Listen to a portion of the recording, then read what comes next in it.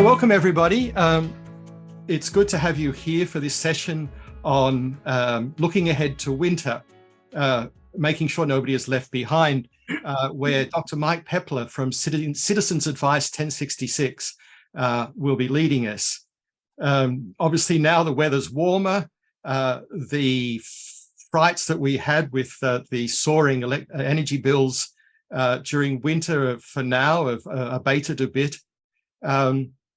And especially it's a respite for households who have been struggling to keep warm on a tight budget over the winter months and actually well into spring.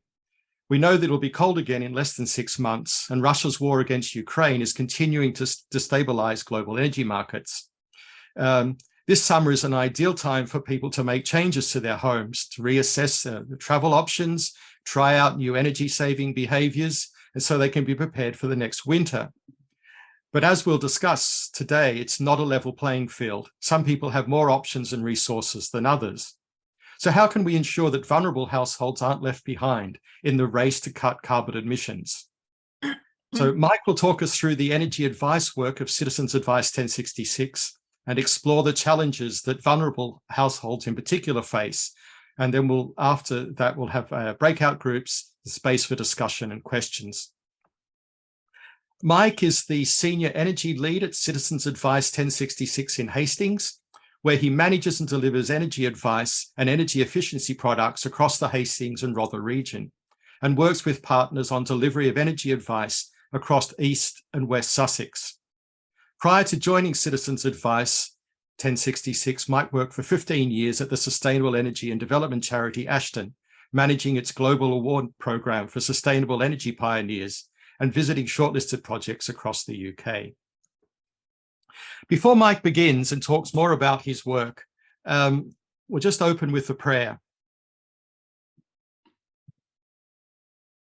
God of creation, God of justice, God who is three in one relationship, be with us and guide us this evening as we listen to Mike and discuss with each other the challenges in enabling everyone, rich and poor, to cut their carbon emissions while keeping warm and fed. Help us listen humbly to those present or whom we know or learn about, whose lives and thinking challenge our presumptions. Keep our earnestness from becoming patronizing or self-righteousness. Remind us always of the rich gift of your creation and nourish in us the love and care for each other that was modeled for us in Jesus Christ. Amen. So Mike is going to talk to us for about 20 minutes, and then we'll have breakout rooms with a couple of questions to focus on for 10 minutes. I'll explain that again when we get to the breakout rooms, and then we'll all return for discussion and question and answers. So Mike, over to you. You will want to share your screen now. Great, thanks, David. And just before I start, just to say there was a question in the chat, and I know David did introduce, but just to reiterate, we're Citizens Advice 1066. We have offices in Hastings and Bexhill, so we specifically cover the Hastings and Rother area in East Sussex, but my work extends across East Sussex, and I do some work in West Sussex as well, specifically on energy. So this evening, we'll talk a bit about the coming winter and what we're doing at Citizens Advice 1066 to help our clients. But then we'll take a look at that bigger picture of rising inequity and how that is linked to decarbonisation. But first, I'd like to tell you a bit about myself. So I originally trained in electronic engineering, studying for a degree and PhD at the University of Leeds, and also spent some time working in the nuclear industry while I was studying. After Leeds, I worked in the software and electronics industry for a few years, but then became aware of the constraints on the world's future supply of oil and gas, and I quit that job to take an MSc in renewable energy at the University of Reading. From there, I went on to work at Ashton, a charity that promotes sustainable energy in the UK and developing countries. I spent 15 years there, running the Global Awards programme and visiting over 100 sustainable energy projects across the UK. But over that 15 years, my concerns over climate change grew to eclipse my original worries about the future of oil and gas supply.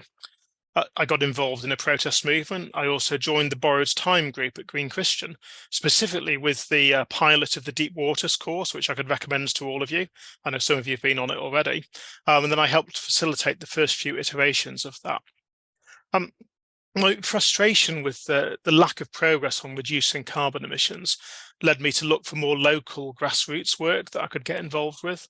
And so in early 2022, I moved to work at Citizens Advice 1066, managing our energy projects across the county. I've also become an active member of our local community garden, which I found a great place to build networks and increase the community's resilience. And finally, my wife and I are fortunate to own 8 acres of ancient coppice woodlands near where we live, which we managed to promote biodiversity and supply heating fuel for ourselves and a few other households.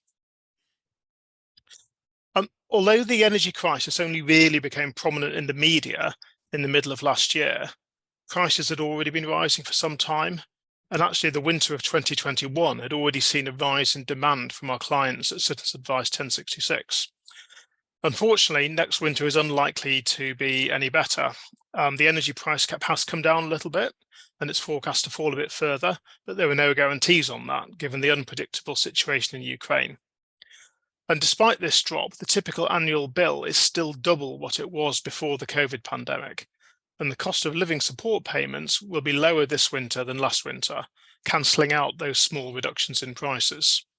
On top of that, food prices have been rising steeply, and the local housing allowance, which sets a limit on the rent that can be paid through housing benefit and universal credit, that's been frozen since April 2020, but rents have risen dramatically in that period. Finally, the high inflation we've seen in 2022 and this year have caused the Bank of England to raise interest rates, and that's feeding through into mortgage rates. This is obviously putting owner-occupier households under some extreme pressure, but will also affect renters because their landlords will be looking to either raise rents to cover their increased mortgage costs or perhaps sell their properties. So I think for a household with a mortgage, once you add in those higher energy and food costs, they could easily be paying out another £5,000 to £6,000 a year compared to a few years ago. So it's no surprise that the proportion of first-time clients we're getting at Citizens Advice nationally has been hitting record highs in recent months. There are more and more households whose budgets simply do not add up anymore, even when they're trimmed back to the bare essentials. So at Citizens Advice 1066, we have a wide range of energy advice services to offer clients to help them deal with the problems they face. We start with our volunteer advisors. They're trained to check when energy advice could be useful, even if the client has arrived with a different presenting issue, for example, a problem with benefits or housing or debt. The volunteer advisors can also provide some basic energy advice themselves, but then they would refer on to our specialist energy advisors. So they're able to complete that light touch advice, but also move on to more in-depth advice when required. For example, dealing with energy supplier problems, issuing fuel vouchers to people in emergencies, and helping the client find more ways to save energy, including accessing grants for retrofitting their homes.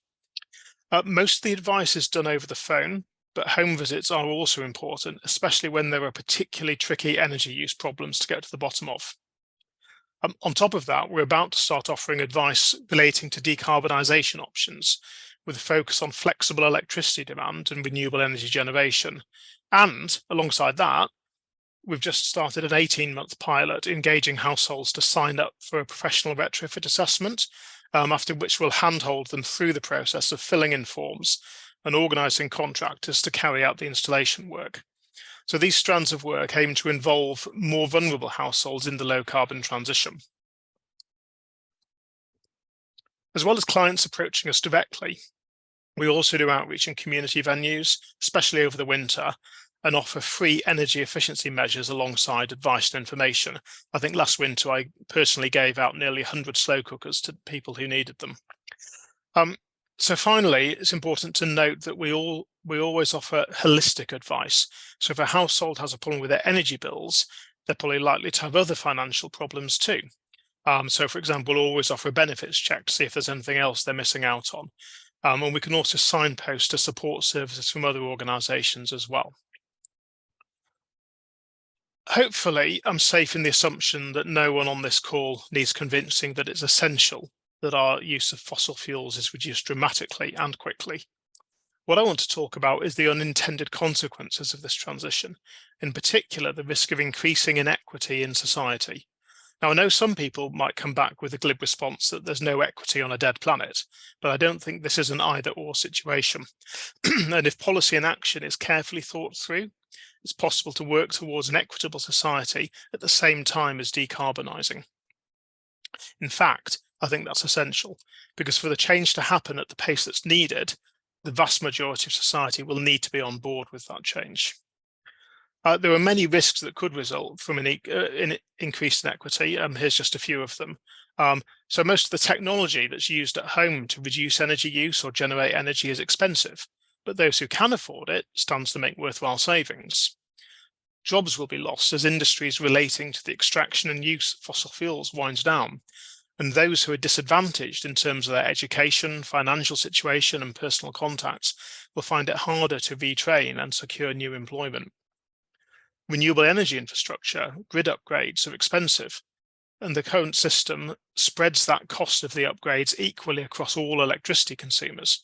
But poorer households spend a greater proportion of their income on energy, so they are hit harder by the resulting increases in prices.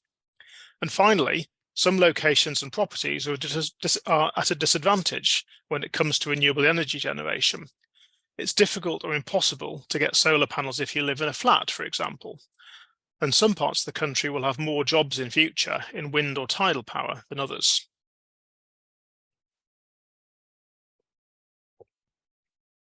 So here's a few specific examples to think about. A historical one is the solar PV feed-in tariffs that were available before 2020. It was generally better off households who signed up because you needed sufficient capital to invest and a large enough roof to mount the panels on. So, for example, nobody in a flat could sign up. Those who did sign up are now getting a decent payback, but the cost of this is spread across all electricity bills. So it has effectively created a transfer of wealth from poorer households without solar panels to richer households who do have them.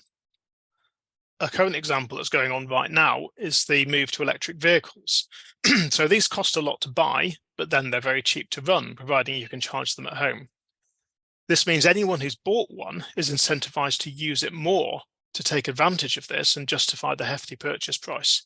So they end up using public transport less, and that reduces the viability of local bus and train services.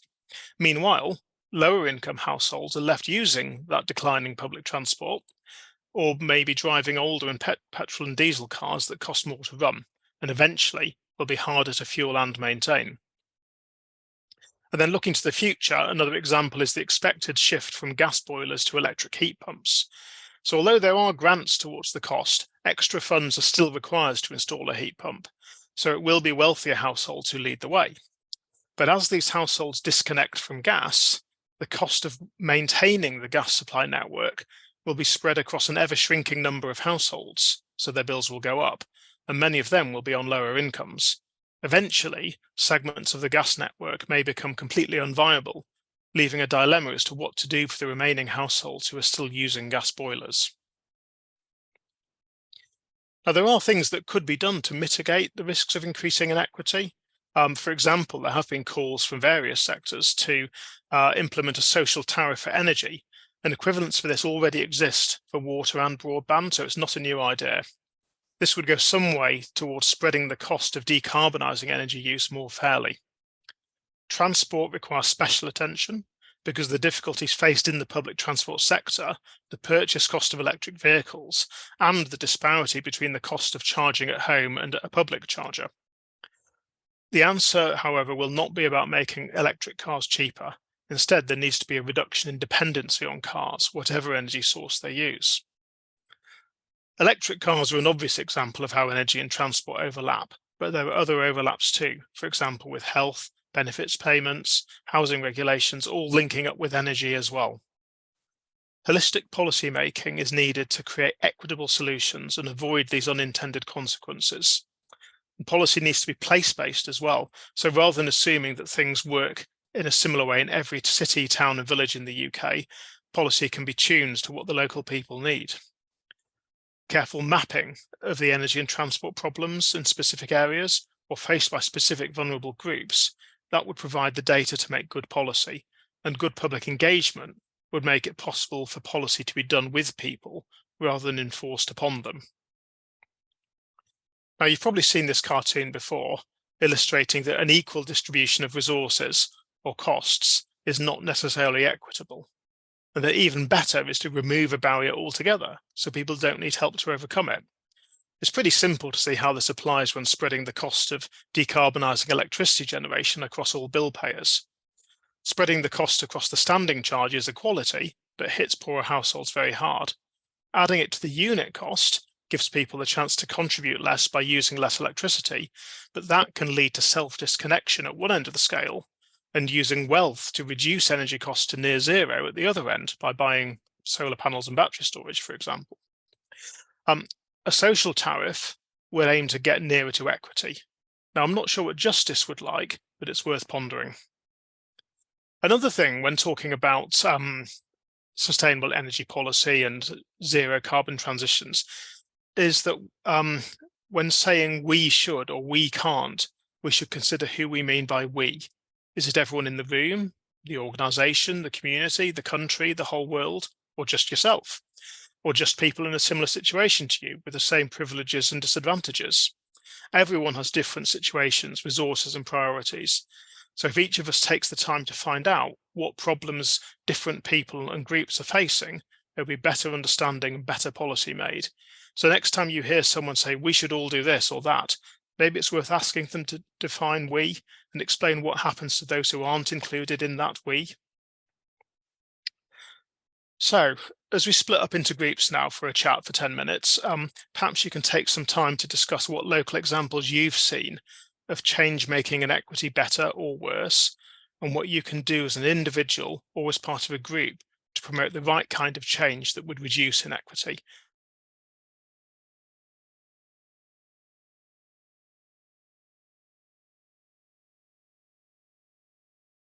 Welcome back, everybody.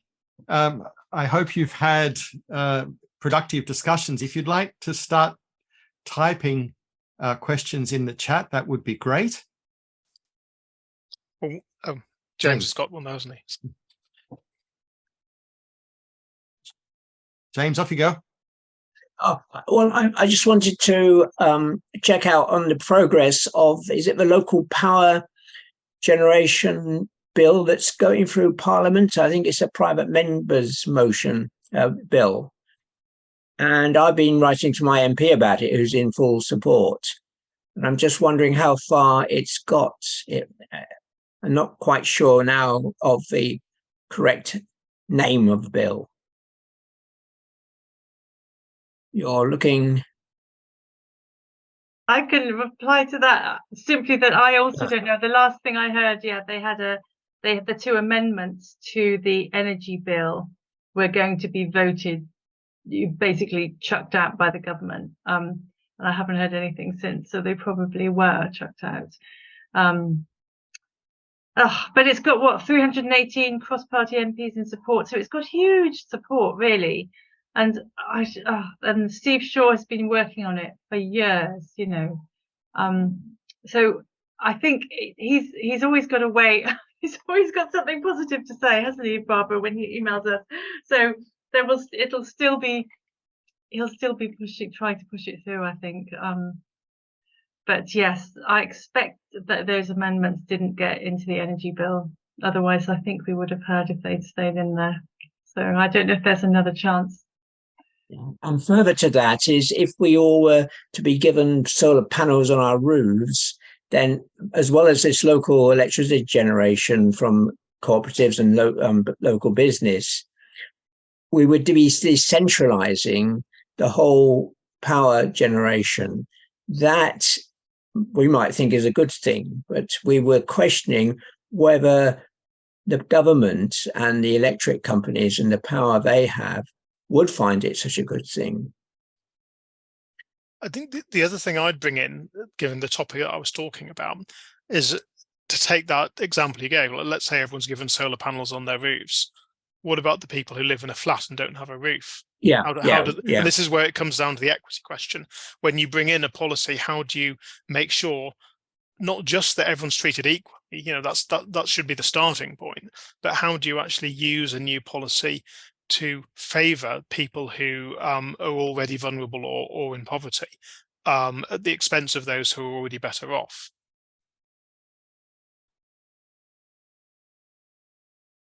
Just to say, I'm deliberately not going to answer everyone's questions straight away, because I'm sure there's lots of other views in the Zoom room. So it'd be good to get other people's ideas as well. Well, I live in a part of Leeds that's a lot of terrace housing, and a lot of the roofs are not actually very big. And in my case, it's an east-west house. It's not a very big roof, so there's sort of a limit to how much paneling can put on, and there'll be houses sort of further just over the hill from here, which will have even less room. So even if you've got a house with a roof, it can be a challenge as well. And again, people with big houses and big roofs can have more solar panels. Sophie. Yeah, I suggested retrofitting insulation for all tenants, so that will be all flats. And tenants, people rather the poorest of all, and it would be applied to flat, because we thought of the roof problems on the solar panels for tenants, while insulation would actually benefit all the poorest people by lowering the energy bill. It's not so it's less CO2. It's not as good as going solar, but at least it would help the inequity by only helping the poorest people with insulation. People know more about that, because insulation's being talked about quite a lot, and there's, I think, supposed to be various programs to do it, but they always get put off and delayed. So maybe somebody else has something to add in on that. Yes, I think Barbara was first, and then Cordelia. Okay. Was it on that theme? It's on that theme. Yeah, it is, because the way the government's gone about doing insulation, like everything else, is by making it like a lottery. They put X amount of money in the pot and you bid for it. It's what they're doing now with the air source heat pumps. There's X amount of money in, and those who can afford it can put a heat pump in and claim this money back. If I were ruling the world, I would give a huge amount of responsibility back to every local authority who knows what the situation is in their own local area. And I would be going street by street through the poorest areas, making sure that every house was made watertight and draft-proof and insulated. And that would be a very effective use of money. But it means government nationally has got to change in order to recognise and give the money to the local authorities and the instructions to the local authorities to get on and do this. It's totally unfair to do the way they're doing it now, because it's just those who've got the gumption to apply for the money who get it. Sorry. Yes, absolutely. I just put actually in the chat that the similar comment that retrofitting should be local government led, and at the moment there are localized pilot projects, as there are with heat pumps, as there is with hydrogen-based fuel. But our government resists local authority-led schemes because they're resisting the move to more left-wing Green Party, Labour, Lib Dems. So we're stuffed, basically. Cordelia, thanks. Yes, I just wanted to point out that we have a particular problem in West Yorkshire with the stone-clad buildings, because we lived in a Edwardian semi-detached stone-clad house in Bradford, and we were told that we could not, even if we wanted to pay for it ourselves, we could not have insulation put in between the layers of brick and stone, because there was no way of making sure that the insulation was fitted up properly against the stone. So again, this is a technical problem, but it affects an awful lot of the properties in this part of the world that needs to be solved. Thanks, Cordelia. Mike's got his hand raised. It is just before Mike answers, perhaps, can I just say, it is helpful if you actually use, and under reactions, if you use the raise hand function, it's a bit easier to follow who's asked in which order. Anyway, Mike, back to you. Yeah, so I'll just add some comments on those points in reverse order. So that last one, stone-clad buildings with a small cavity. Yes, it's a technical problem. If the cavity is too narrow, it's very difficult to get the insulation to flow down it so that it covers the whole wall evenly. And if you don't cover the whole wall evenly, then you end up with cold spots. And those cold spots will be a focal point for condensation inside the house, and then you'll get mold problems. So it's a genuine technical reason. Now, there are some types of insulation, such as a kind of polyurethane foam, where you inject chemicals and they expand and then form into a hard foam inside the wall. That can cope with slightly smaller gaps, but you would still face some cavities that it couldn't be done on. So then you're faced with internal wall insulation, which will lose you a bit of space and is quite disruptive to install, as well as being more expensive, or external wall insulation, which has a lot of advantages for it, but is expensive. And because it changes the look of the house, will often need planning permission. Going back to the local authority action, I think, yeah, getting local authorities to act is definitely a good thing, because they know what is needed in their local area. However, you can end up with a bit of a postcode lottery, and we've seen this within our county in East Sussex. I'm not going to name names, but some of the district councils within East Sussex have got a brilliant sustainability officer who has filled in loads of forms and acquired loads of grants from central government, and there's loads of stuff available in that district. Then you go to another district in the county, and for whatever reason, their council has had other things on its plate to deal with, and they haven't had the time or energy to bid for those things. So there's less available for people living in those districts. So I think you would need to make a kind of statutory requirement centrally to say all local governments have to do this stuff, and then hand them the money over to get on with it. Otherwise, you couldn't get that postcode lottery. And then going back to the first point that was made, insulation for tenants, there's a lot of tricky things there. There are grants available right now where I'm living, and I'm sure in other counties too, but they will pay 70% of the cost for a rented house, and the landlord is expected to pay the 30%. Now, some landlords just won't, and if they won't, then it's tough. Quite often the tenants are scared of asking the landlord because they're worried about getting booted out if they upset the landlord. If you did them 100%, so the landlord didn't have to contribute, then you've got a kind of moral financial question about, should public taxpayer money be being used to upgrade the house of a landlord, which they are inherently making money off, and it's almost always going to be at least their second house, if not more. And so there's a kind of moral financial question of, should you be subsidizing a landlord? And if you did do that and you upgrade the house, let's say you did external wall insulation, suddenly the house looks brand new compared to how it looked before. Maybe the landlord says, now would be a good time to kick the tenants out and sell it, or kick them out and re-let it at a higher price. So all of these things are the kind of unintended side effects. Now, you could say, oh, well, you need to bring in a rule about saying, well, if a landlord gets free insulation, then they aren't allowed to kick the tenant out for the next 5 years or something. But that kind of thing would probably be quite difficult to get through Parliament, quite controversial in some quarters. I mean, I'm not looking for an answer here. I'm just trying to explore all the different complexities we've seen. And this is just in the past year in a project we did with tenants and landlords here. It's never simple.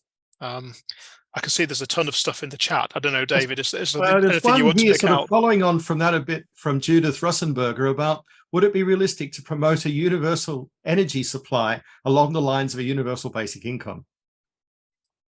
Yeah. Anyone else's thoughts? Anybody else's thought on that one?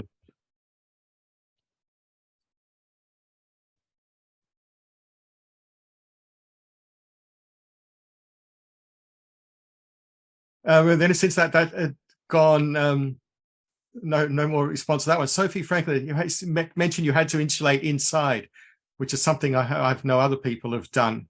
Has that basically gone well? People are asking, is that? Well, I had it done when I moved into the house. So there were no furniture. The house was empty. I moved out of the previous one, went into tenancy for a month, and it was done on empty wall. So I can't tell you whether it's better than before, because I wasn't there. and it has reduced the room a little bit, but it's working well, yes. Good. Anybody else on that one? And But again, there's it's the no sort of thing problem that you with have to get communication. someone to pay for if your income is not up to it. Yeah, I paid for that. I didn't. The only thing I was offered once was to grant when I had my double glazed bathroom window.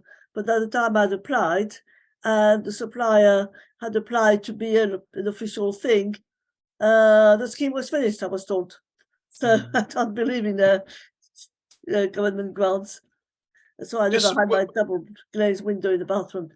Well, one thing to add on this internal and external wall insulation, I mean, there's a question there about how much is lost internally. At least 2 inches, 5 centimeters, maybe a little bit more. Yeah. It's I don't know if any of you have visited a home that's either been new built to Passive House standard or retrofitted to the Enefit standard, which is roughly equivalent.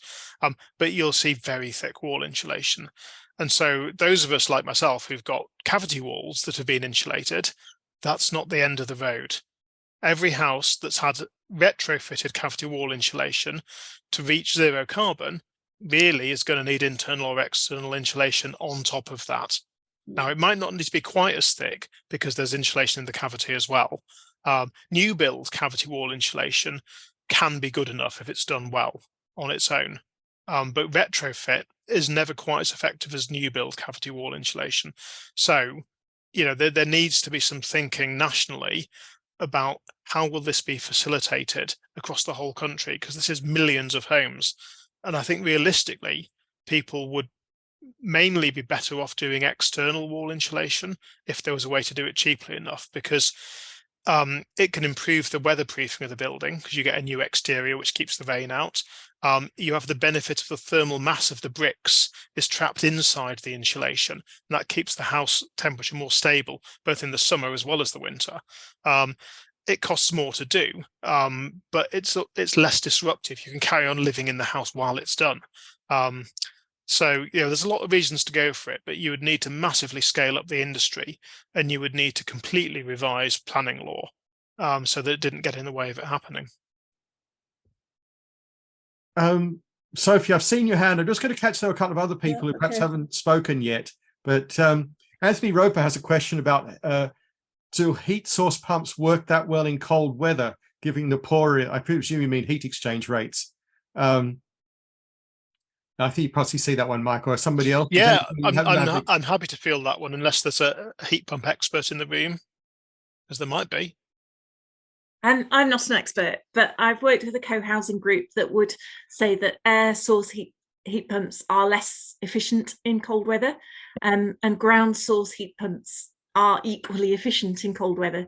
But you probably know the reasons for that better than I do, Mike. Yeah, so there's a very, I won't go into too much detail, but there's a kind of question of physics behind it, that a heat pump works by moving heat from one place to another.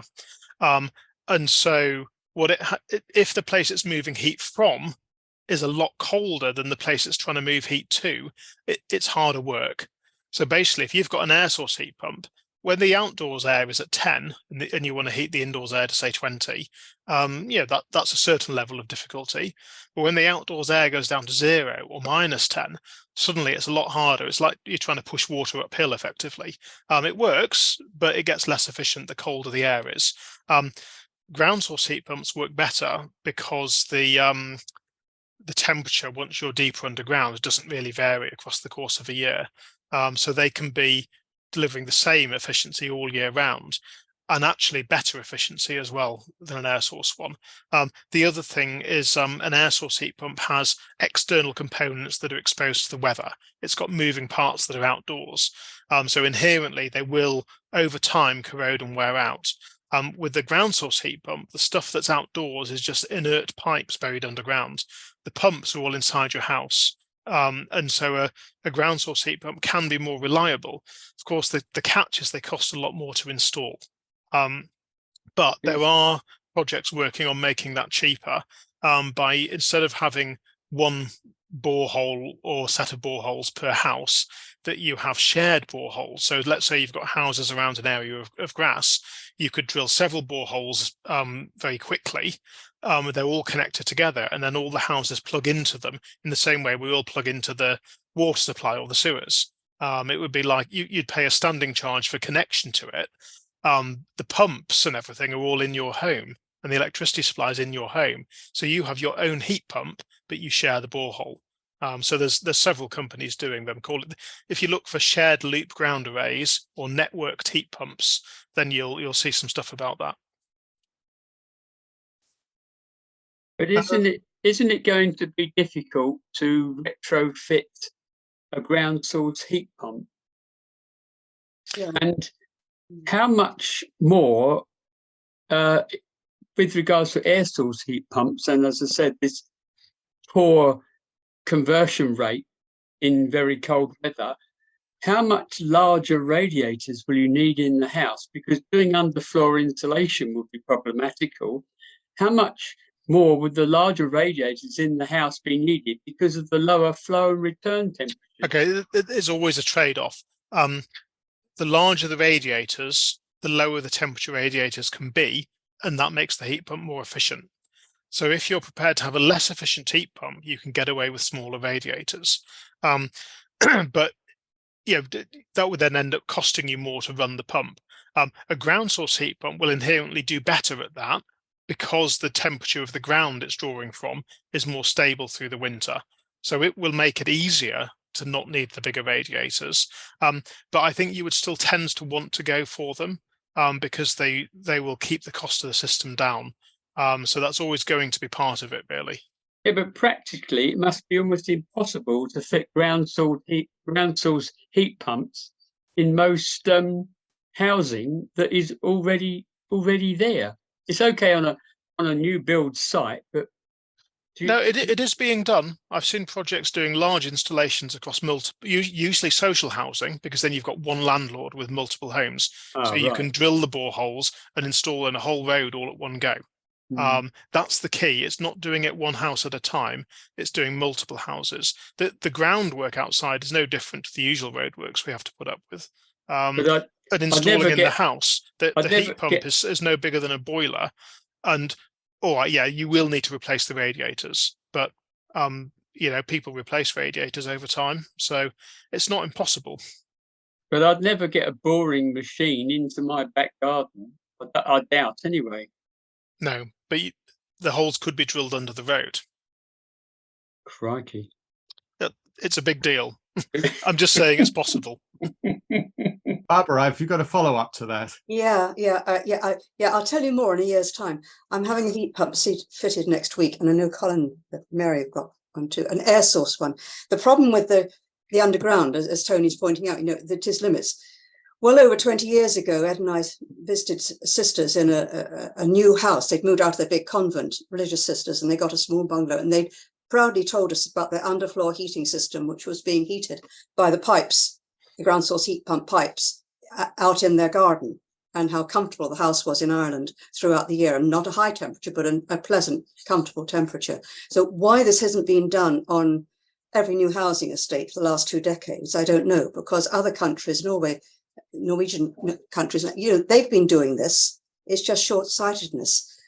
However, we are where we are, and so I'm having a heat pump, and I have a very difficult house because there's micro-bore pipes from the 1970s and a mixture of radiators, but I have a firm doing it who've been putting in air source heat pumps in different individual houses, a lot of them in the countryside, for the past 10 years. So they know a lot more they know quite a bit about how you cope with that sort of situation. How good it's going to work, I will tell you after the next winter. But it sounds good. They have a thing called a buffer tank, Mike. Have you come across that? Okay, so the important thing is to have the circulation from the air source heat pump going around at a certain speed. And so that does it. So there's 2 circuits, in other words, one circuit with a buffer tank, and then it goes more slowly around my existing radiators and micro-bore pipes.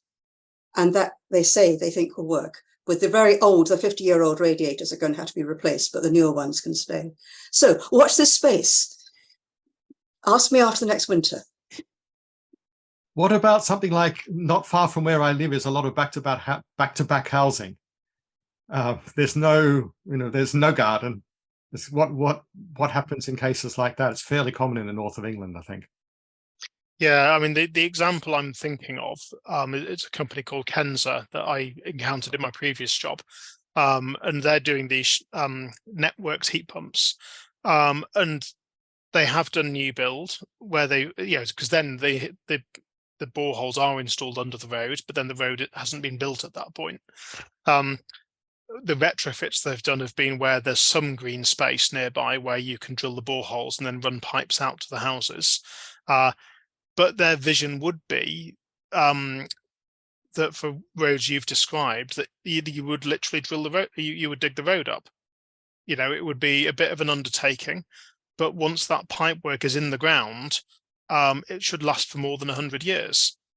So, it's a worthwhile investment to have the road traffic disrupted for a few days while the boreholes are drilled. And really, it wouldn't be any more disruptive when, for example, as a first-time install of a sewer system. And I've seen that in rural areas near here where people have had off-grid sewerage and they're installing main sewerage. And yeah, it's disruptive, but people put up with it. And actually, I think drilling boreholes and networking in heat pumps would be less disruptive than installing a new sewer.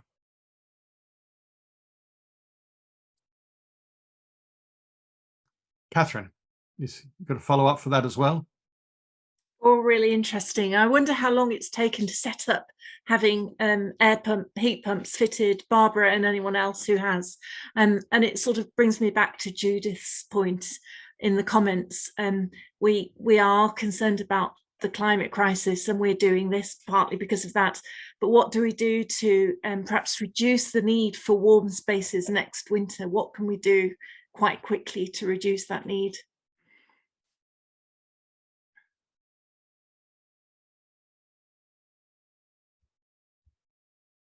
I suspect that's one for you, Mike.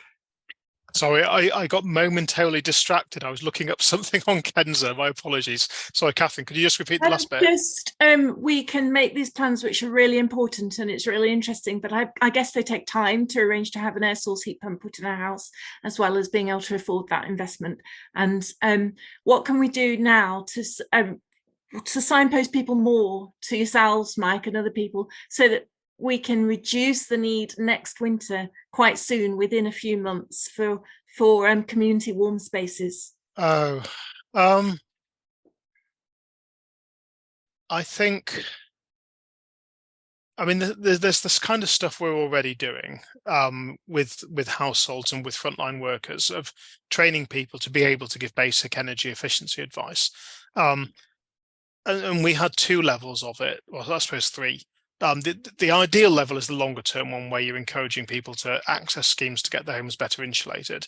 The shorter term one is what behaviour change could they put in place to keep their homes warmer, whether it's what time you draw the curtains, or adjusting your boiler flow temperature, or layers of clothing and stuff like that. But then the immediate crisis one is when all of that has failed and someone's in the home and it's 10 centigrade indoors, is actually just about keeping them alive, and advising on hot drinks and keeping active, and what type of clothing to wear next to your skin. I mean, I don't know if everyone knows that wearing cotton next to your skin makes you colder. And so in cold weather, your first layer should be wool or synthetic, not cotton. Same reason that in the summer you do wear a cotton shirt, for example, to keep cool. In the winter, that's a bad idea. So there's lots of little tips like that about keeping people warm in the cold weather. I mean, one of the things we found in East Sussex was that the warm spaces that were set up last winter tended not to call themselves warm spaces eventually, because it was a bit of a kind of demeaning thing, like a food bank, soup kitchen kind of mentality. So instead, they were community venues with different names. And people went along to them for different reasons, as well as it being a warm space. So I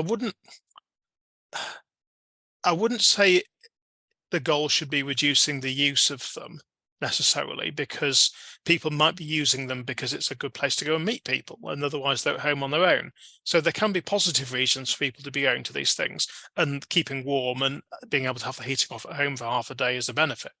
But yeah, at home, I think really what will tackle it in the long term is big insulation projects.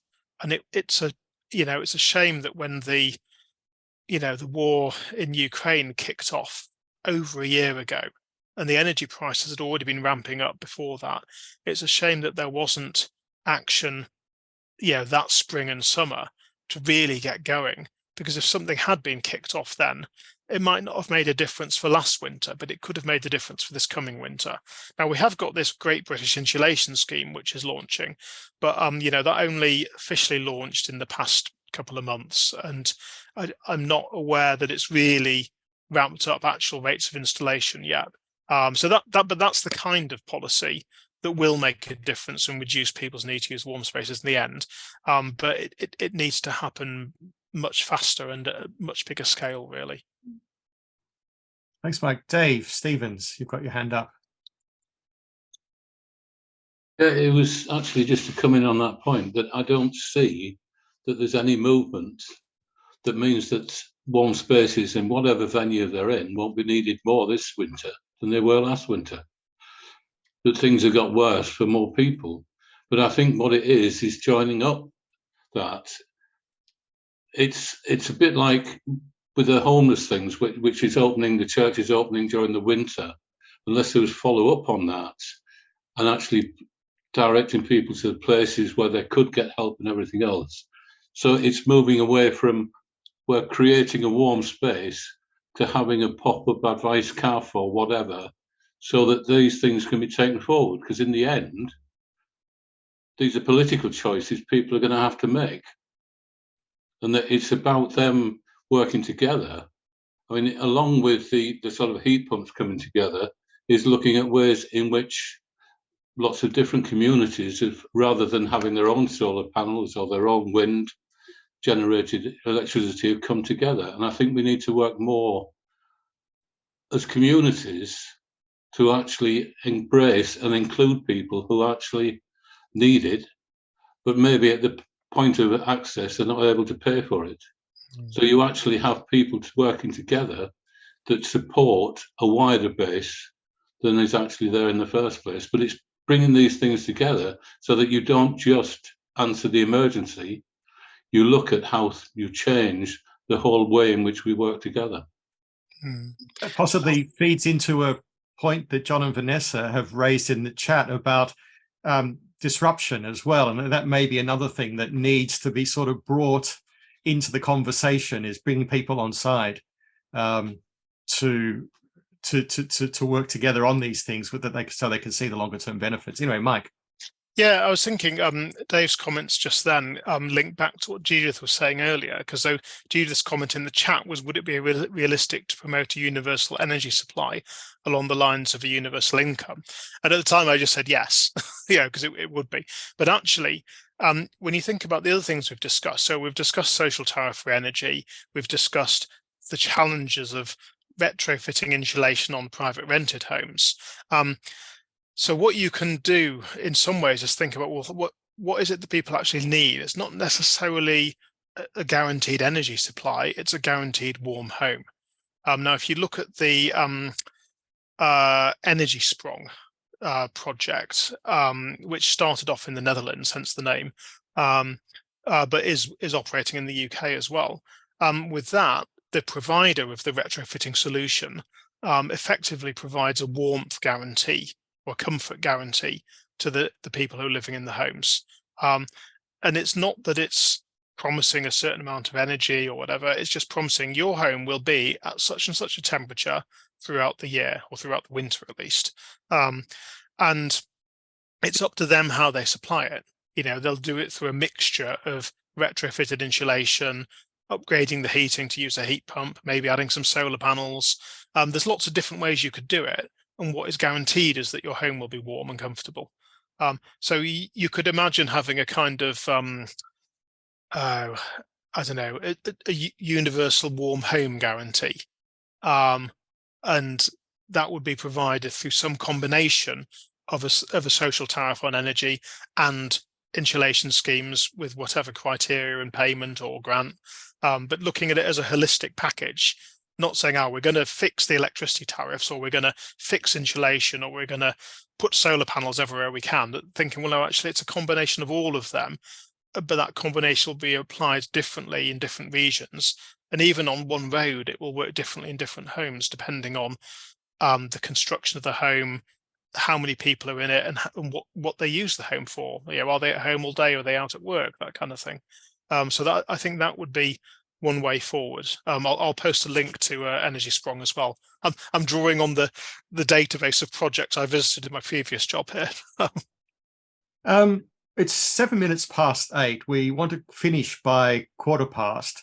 So we perhaps got time for one more topic question. There's a few comments in the chat, but quite a few are sort of comments that people can probably read for themselves. Going right back to the beginning, Judith talked about that we often, as we get concerned about the climate crisis, we often forget that the real-time problems faced by so many people. So I suppose this was about the sort of juggling a range of different problems, which it sounds like sort of Citizen Advice 1066 tries to do. But I don't know if Judith had anything she wanted to quickly say about that. Where's she gone? No, there you are. Sorry. I think I'm saying it because in my parish, we seem to be very ignorant or uninvolved in helping people with fuel poverty or food poverty, because it's not particularly poverty in our parish. It is in other areas, but not in our parish. And I know that I personally don't get so involved in worrying about the climate that I don't, time perhaps I could devote to caring for people in those situations, I'm not doing because I'm caring for the climate. And perhaps sometimes we get priorities, our priorities out of place, maybe. Yeah, I think that's a key thing, and it's it's a problem in any area of politics or social change. Of people often tend to get into a single issue or a couple of related issues. Some people it's recycling and plastic, other people it's energy use, another might be anti-poverty stuff or debt. But as I was saying in my slides at the start, at Citizens Advice, we always look at holistic advice and recognise that, for an individual, all of these things are interlinked. So debt, health, benefits, energy, state of the home, tenancy, they all have ways they work with each other. But the same is true at this global level. When you're looking at energy, transport, jobs, food supply, climate change, mining, all of these things affect each other in some way. And so any kind of solution that's being proposed needs to look at all of the different factors and really kind of try and drill down. So what are the underlying causes? What are therefore the solutions that tackle those underlying causes of the predicament we face as a society? Thank you, Mike. I think at this stage then, we'll perhaps draw towards a close. Thank you, everybody, for your questions, contributions. There are quite a few more sort of comments, bits of information in the chat, which you can save. So do take a note of that. Sorry, I've just done something silly here. Yeah, and I should give a plug for my previous employer. Do look at the Ashton website. I've put a couple of links in there. But yeah, you'll see some good examples of past winners from around the UK and globally, which, again, none of them is a single silver bullet, but they're all examples of little bits of the kind of jigsaw of solutions that could be helping build a better future. Right, so thank you. So before we close, we will just end with a prayer which Barbara will lead us with.